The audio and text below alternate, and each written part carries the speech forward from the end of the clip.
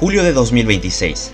Es la fecha elegida para el estreno de la tan esperada segunda temporada de JoJo Senki, y este grandioso anuncio vino acompañado de un tráiler animado que nos da más detalles sobre lo que veremos muy pronto y que será objeto de una examinación exhaustiva el día de hoy. Vamos a analizar cada fragmento del tráiler para identificar a qué momento de la historia corresponde en base a la novela ligera, y comentaré algunos datos curiosos en el camino. Antes de pasar con el análisis, primeramente empecemos con la sinopsis que nos ofrece el contexto necesario para adentrarnos en la historia que nos contará este nuevo capítulo de la saga. Otoño, 1926 del calendario unificado. La teniente coronel Tanya von de Gurechav es nombrada comandante del recién formado grupo de combate Salamandra y, una vez más, se lanza al brutal frente de batalla. El grupo, formado sobre la marcha, parece formidable, pero en realidad no es más que un grupo variopinto. ¿De verdad pueden librar una guerra así? Tanya ruge ante la absurda realidad. Para colmo, la Federación se enfrenta a un invierno prematuro. El Imperio se debate en un atolladero sin salida. Lo que cada nación anhela es una victoria aplastante que ponga fin a todo. Pero nadie sabe lo que realmente quiere y lo que realmente significa la paz. Sin forma de resistir, Tanya continúa en las turbulentas líneas del frente. Este preludio nos abre las puertas al círculo infernal que será el Frente Oriental. Ahora bien, según lo que reza esta presentación, la segunda parte retomará la historia desde otoño de 1926, más o menos a mediados de julio, es decir, 4 meses después de los acontecimientos de la película.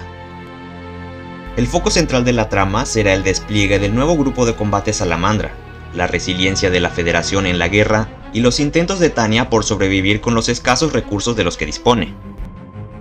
Con este contexto en mente procederemos a analizar el primer fragmento del tráiler, el cual es Tanya subiendo por unas escaleras a una plataforma para presentarse ante sus tropas.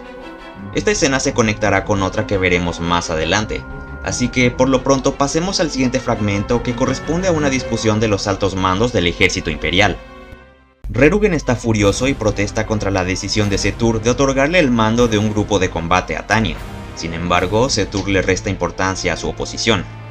Esta escena corresponde al capítulo 6 del volumen 4, que se ambienta en el 2 de julio de 1926. La única diferencia con la novela ligera es que originalmente Rudelsdorf no estaba presente en esta reunión, similar a esta escena de la película. En la versión de la novela solo estaban presentes Tanya, Setur y Rerugen, sin Rudelsdorf. Pero no nos desviamos del tema. A continuación vemos a Tanya dándole la bienvenida a los miembros del nuevo grupo de combate Salamandra. Esta escena sucede un día antes, el 1 de julio, y aquí hay otra gran diferencia con la novela ligera, y es que originalmente tomaba lugar en un gran salón dentro del cuartel general del Estado Mayor Imperial, y en cambio en la versión del anime parece transcurrir en las ruinas de una catedral, quizá en el este. Durante unas breves escenas enfocadas en los miembros del batallón 203, podemos ver lo que podría ser la primera batalla del grupo de combate. Esto lo digo por la escena en donde Weiss está reportando la posición del enemigo a mitad de la noche, que me recuerda al enfrentamiento que tuvieron el 30 de agosto contra 2 batallones de la Federación. Pero esto es solo una suposición mía, no se lo tomen muy en serio. En la siguiente escena vemos a Mary junto a William frente a las tumbas de sus camaradas caídos. Esta escena toma lugar el 10 de octubre, 2 días después del ataque del batallón 203 a la base naval de Novocolmo. Seguidamente, vemos a Mary confrontando a William. Para mayor contexto, en esta escena Mary está molesta porque sus camaradas fueron enterrados en el suelo de la Federación y no en su hogar, Legadonia. Drake le respondió que los héroes descansan en la tierra donde caen.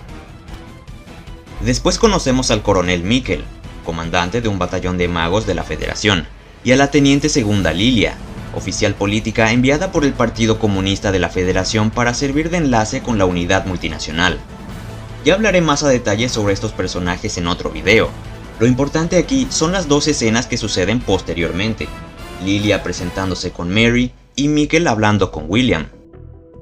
Pues bien, la primera escena sí ocurre en la novela el mismo día que la anterior, un par de minutos después de hecho, pero Mikkel no estaba presente originalmente. Sí estaba en la base de Novocolmo, pero no habló con Drake sino hasta principios de diciembre, es decir, 2 meses después de todo lo que hemos visto. Pero este es un detalle sin importancia. A continuación vemos un par de escenas aleatorias, y la que más me llama la atención es esta donde Tanya está luchando contra unos cazas I-16, mismo modelo que vimos en la película, por cierto. Me llama la atención porque no recuerdo nada de esto en la novela. Tal vez sufra un pequeño lapso, pero lo más probable es que sea un añadido del anime para más acción. Lo más brutal de todo es ver a Tanya en una escena similar al episodio 2 de la primera temporada, y cómo este pobre desgraciado acaba como guachicolero. Esta es otra escena que me llama mucho la atención porque mi mente lo relaciona con una escena del volumen 7.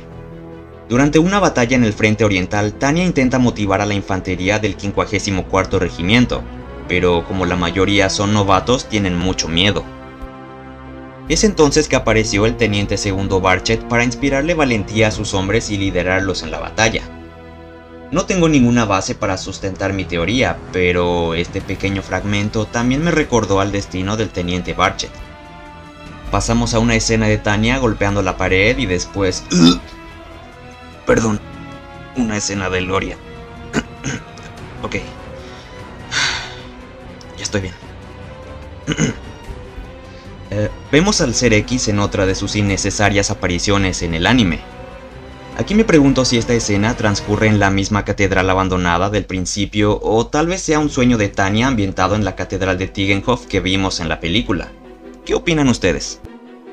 Esta escena es muy peculiar y lo que puedo interpretar de ella es que quizás sea la perspectiva que tienen los enemigos del Imperio sobre Tanya, el temible demonio del Rin. La siguiente escena es muy controversial porque ha habido mucho debate al respecto. En un principio afirmé que se trataba de la legendaria escena del palazo del volumen 8 de la novela, que ocurre cerca del final de la batalla de Soldim 528. No obstante, algunos señalaron que lo que tiene Tanya en la mano no es una pala, sino un cuchillo, así que podría no tratarse de la escena que tengo en mente. ¿Ustedes ven una pala o un cuchillo? Pueden dejar sus respuestas en los comentarios. Llegamos al tercer y último segmento que corresponde a la presentación de Tanya ante su grupo de combate. Esto tiene vibras de que podría ser la escena de cierre del episodio 1, pero ya pronto veremos si acerté o no. Por último, tenemos esta escena de Tanya asustando a sus subordinados con su faceta de muñeca diabólica. No está claro a qué momento de la historia corresponde, pero sospecho que podría tratarse de la escena del interrogatorio del volumen 5, después de la batalla en la que el grupo de combate capturó a varios guerrilleros de la Federación. Nuevamente, no aseguro nada. Solo el tiempo decidirá qué es cierto y qué son disparates míos.